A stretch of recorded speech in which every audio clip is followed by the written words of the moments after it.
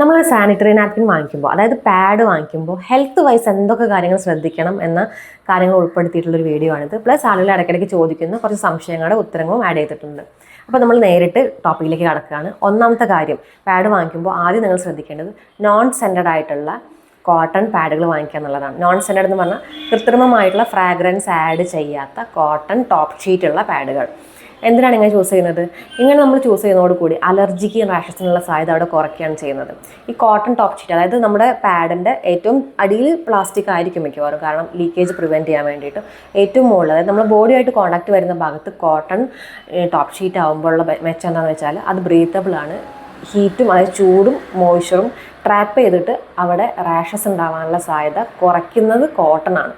അപ്പോൾ നമ്മൾ മിക്കപ്പോഴും നമ്മൾ ഉപയോഗിക്കുന്നത് ഒരു സർഫസിലൊരു ഡ്രൈനെസ് ഫീൽ ചെയ്യാൻ വേണ്ടിയിട്ട് ഒരു പ്ലാസ്റ്റിക് മെഷൊക്കെ വെച്ചിട്ടുള്ള നെറ്റ് പോലെയുള്ള സർഫസിലുള്ള പാഡൊക്കെ യൂസ് ചെയ്യുമ്പോൾ നമുക്ക് കുറച്ചും കൂടി ഹീറ്റും മോയ്സ്ചറും ട്രാപ്പ് ചെയ്തിട്ട് റാഷസിനൊക്കെ സാധ്യത കൂടുതലാണ്. സോ നിങ്ങൾ വാങ്ങിക്കുന്ന സമയത്ത് കോട്ടൺ പാഡുകൾ വാങ്ങിക്കാനായിട്ട് ശ്രദ്ധിക്കുക. പ്രത്യേകിച്ച് അലർജിയും റാഷസൊക്കെ പാഡ് യൂസ് ചെയ്യുമ്പോൾ ഉണ്ടാവുന്നു എന്ന് പറയുന്ന ആളുകളുണ്ടല്ലോ, അവർ ഈ കാര്യങ്ങൾ ശ്രദ്ധിച്ചാൽ അവർക്ക് ഇതൊരു പ്രശ്നത്തിന് നല്ലൊരു സൊല്യൂഷനും കൂടിയായിരിക്കും. രണ്ടാമത്തെ പോയിന്റ് എന്ന് പറഞ്ഞാൽ, നമ്മളൊരു പാഡ് വാങ്ങിക്കുമ്പോൾ അത് ടോട്ടലി ക്ലോറിൻ ഫ്രീ ആയിട്ടുള്ള അല്ലെങ്കിൽ എലമെൻ്റൽ ക്ലോറിൻ ഫ്രീ ആയിട്ടുള്ള പാഡുകൾ വാങ്ങിക്കാനായിട്ട് ശ്രദ്ധിക്കുക. എന്ന് വെച്ചാൽ ക്ലോറിൻ വെച്ച് ബ്ലീച്ച് ചെയ്യാത്ത പാഡുകൾ ഉപയോഗിക്കുക. ക്ലോറിൻ വെച്ച് ബ്ലീച്ച് ചെയ്യുന്നത് ഈ കോട്ടൺ, അതായത് നമ്മൾ ഈ പഞ്ഞി ഉണ്ടല്ലോ, ഒരു പ്യുവർ വൈറ്റ് ആയിരിക്കില്ല കളർ, അതിൻ്റെ വൈറ്റ് കളറാക്കി മാറ്റുന്ന അതിൻ്റെ അബ്സോർപ്ഷൻ കപ്പാസിറ്റി കൂട്ടാനാണ് നമ്മൾ ബ്ലീച്ചിങ് ചെയ്യുന്നത്. ഈ ബ്ലീച്ചിങ് ചെയ്യുന്ന സമയത്ത് ക്ലോറിൻ ഉപയോഗിച്ച് ബ്ലീച്ച് ചെയ്യുമ്പോൾ എന്താ സംഭവിക്കുക? അതിൻ്റെ ബൈ പ്രൊഡക്റ്റ് ആയിട്ടുണ്ടാകുന്ന കുറച്ച് കെമിക്കൽസ് ഉണ്ട്. ഈ കെമിക്കൽസ്, അതായത് ഡയോക്സിൻ പോലുള്ള ടോക്സിൻസ് ആണ്, ഇതിൻ്റെ ട്രേസസ് ഉണ്ടാവും നമ്മുടെ പാഡിൽ. നമ്മുടെ ജെനൈറ്റൽ ഏരിയയിലെ സ്കിൻ എന്ന് പറഞ്ഞാൽ വളരെ പെർമിയബിൾ ആയിട്ടുള്ള, അതായത് പെട്ടെന്ന് അബ്സോർബ് ചെയ്യുന്ന ടൈപ്പ് സ്കിന്നാണ്.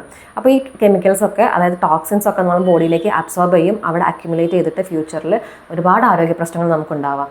പലതരത്തിലുള്ള ഹോർമോൺ വേരിയേഷൻസ്, അതുപോലെ തന്നെ നമ്മുടെ റീപ്രൊഡക്റ്റീവ് സിസ്റ്റത്തിൽ പല പല അസുഖങ്ങൾക്കും കാരണമായേക്കാവുന്ന പോട്ടൻ്റ് ആയിട്ടുള്ള ടോക്സിൻസ് ആണ്. സോ ഇത്തരം ടോക്സിൻസ് ഉണ്ടാകുന്ന തരത്തിലുള്ള ബ്ലീച്ചിങ് ചെയ്യുന്ന പാഡുകൾ നമ്മൾ ഉപയോഗിക്കരുത്. സോ ടോട്ടലി ക്ലോറിൻ ഫ്രീ ആയിട്ടുള്ള പാഡുകൾ മാത്രമേ നമ്മൾ ഉപയോഗിക്കാവൂ. ഇനി മൂന്നാമത്തെ പോയിന്റ് എന്ന് പറഞ്ഞാൽ, നമ്മൾ പാഡ് വാങ്ങിക്കുമ്പോൾ ആൾക്കാർ ചോദിക്കുന്ന സംശയമാണ്, ഈ ബ്ലഡ് ജെല്ലാക്കി മാറ്റുന്ന ഒരു ഗ്രാനുവൽസ് ഉള്ള പാഡ് വാങ്ങിക്കാൻ പറ്റുമോ? അതായത് സൂപ്പർ അബ്സോർബൻ്റ് ആയിട്ടുള്ള പോളിമേഴ്സ് യൂസ് ചെയ്തിട്ടുള്ള ബ്ലഡിനെ, അതായത് ലിക്വിഡിനെ ജെല്ലാക്കി മാറ്റാൻ കപ്പാസിറ്റി ഉള്ള കാര്യങ്ങൾ ഉപയോഗിച്ചിട്ട് ലീക്കേജ് പ്രിവെൻറ്റ് ചെയ്യാൻ വേണ്ടിയിട്ട് ഉണ്ടാക്കുന്ന പാഡുകളാണ്. ഹെൽത്ത് വൈസ് നമുക്ക് ബോഡിക്ക് ഇത് ദോഷകരമല്ല എന്ന കാര്യങ്ങളാണെങ്കിൽ കൂടി ഇത് ഉപയോഗിക്കാൻ കുഴപ്പമൊന്നുമില്ല. കൃത്യമായ ഇടവേളകളിൽ നിങ്ങൾക്ക് പാഡ് ചേഞ്ച് ചെയ്താൽ മതി. എന്താണെന്ന് വെച്ചാൽ ഈ ഗ്രാനുവൽസ് നമ്മുടെ ബ്ലഡ് അബ്സോർബ് ചെയ്തിട്ട് ഇൻസ്റ്റൻ്റ് ആയിട്ട് തന്നെ ജെല്ലാക്കി മാറ്റിക്കൊണ്ടേയിരിക്കും. അപ്പം നമുക്കൊരു ഫോൾസ് ഫീലിംഗ് ഓഫ് ഡ്രൈനെസ് ഉണ്ടാവും. അതായത് എത്ര സമയം കഴിഞ്ഞാലും നമുക്ക് ഒരു വെറ്റ്നെസ് ഫീൽ ചെയ്യില്ല. അപ്പോൾ നമുക്ക് പാഡ് മാറ്റാനുള്ള ടെൻഡൻസി ഉണ്ടാവില്ല. അപ്പോൾ മാക്സിമം നമ്മളൊരു 6 hours ഒക്കെയാണ് ഒരു പാഡ് യൂസ് ചെയ്യാൻ പറ്റിയ സമയം എന്ന് പറഞ്ഞാൽ. അത് കഴിഞ്ഞാൽ ഇൻഫെക്ഷനുള്ള സാധ്യത വളരെയധികം കൂടും. അപ്പോൾ ഒരു 8-12 hours ഒക്കെ നമ്മൾ ഒരേ പാഡ് തന്നെ യൂസ് ചെയ്യാനുള്ള ടെൻഡൻസി നമുക്കുണ്ടാവും. കാരണം ഒരു ഡ്രൈ ഫീലിംഗ് ഉണ്ടാകുമ്പോഴാണ് നമുക്ക് ആ പാഡ് മാറ്റാനുള്ള ടെൻഡൻസി ഉണ്ടാവില്ല. സോ അങ്ങനെ ചെയ്യരുത്. കൃത്യമായ ഇടവേളകൾ നിങ്ങൾ ചേഞ്ച് ചെയ്യുകയാണെങ്കിൽ ഇത്തരം ജെല്ലുകൾ ഉള്ള അല്ലെങ്കിൽ ബ്ലഡ് ജെല്ലാക്കി മാറ്റുന്ന പോളിമേഴ്സ് യൂസ് ചെയ്യുന്ന പാഡുകൾ ഉപയോഗിച്ച് വെച്ചിട്ട് കുഴപ്പമൊന്നുമില്ല. ഇനി അവസാനത്തെ പോയിന്റ് എന്ന് പറഞ്ഞാൽ പാഡിൻ്റെ സൈസാണ്. ഇതും നമ്മുടെ ഒരു ആവശ്യം അനുസരിച്ച്, ഇപ്പം നമ്മുടെ ബോഡിക്ക് അനുസരിച്ച്, അല്ലെങ്കിൽ നമ്മൾ കുറച്ച് പ്രിവെൻഷൻ ഓഫ് ലീക്കേജ് എന്ന പർപ്പസിന്, അതായത് ലീക്കേജ് ഇല്ലാതിരിക്കാൻ വേണ്ടിയിട്ട് കുറച്ച് വലിയ പാഡുകളൊക്കെ ഉപയോഗിക്കുന്നവരുണ്ട്.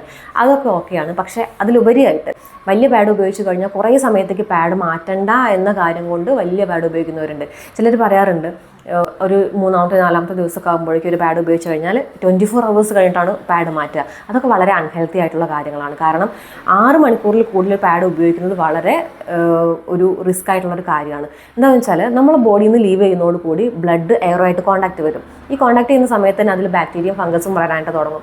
ഈ ഒരു 6 മണിക്കൂർ എന്നൊക്കെ കഴിഞ്ഞാൽ അവിടെ കണ്ടമാന ബാക്ടീരിയയും ഫംഗസും ഗ്രോ ചെയ്തിട്ടുണ്ടാകും. അപ്പോൾ നമ്മൾ ബോഡിയായിട്ട് കോൺടാക്ട് ചെയ്തിരിക്കുന്ന ഈ സംഭവം നമ്മൾ കുറേ സമയം ഇങ്ങനെ വെച്ചുകൊണ്ടിരിക്കുമ്പോൾ നമുക്ക് ഒരുപാട് ഇൻഫെക്ഷനുള്ള സാധ്യത കൂടുകയാണ്.